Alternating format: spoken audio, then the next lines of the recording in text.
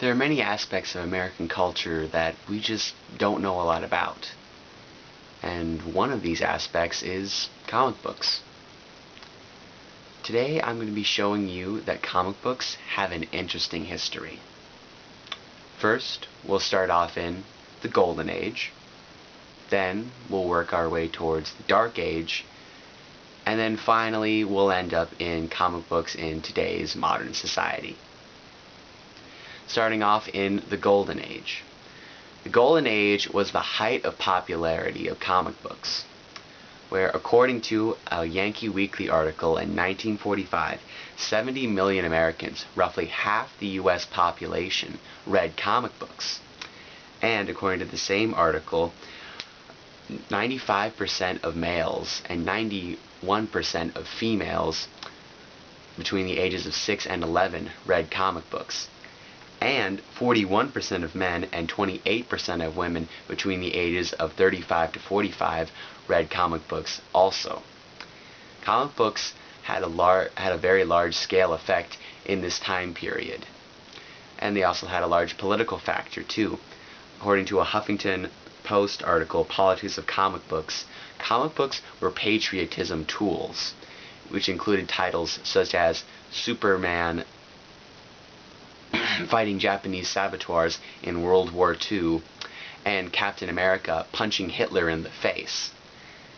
These aspects were very politically based and encouraged Americans to have a higher patriotism during times of war. Now, the height of comic books in the Golden Age was a great period. However, they later experienced what is known as the Dark Ages. The Dark Ages was a period in which comic book popularity had fallen dramatically. This was due to the fact that many artists had chosen more of an adult demographic, choosing more of the adultery themes such as violence, gore, more sexualized characters and actions, which overall majorly hurt the popularity of comic books. However, today, comic books are on a rise in popularity. In the recent Comic-Con convention in New York, Forbes.com stated that it had a record 167,000 attendees over the 4-day period in New York.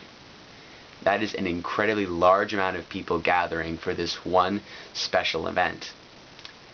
And not only that, according to a businessinsider.org, the domestic sales of comic books reached $870 million in 2013, and this was on a rise from $270 million in 2000.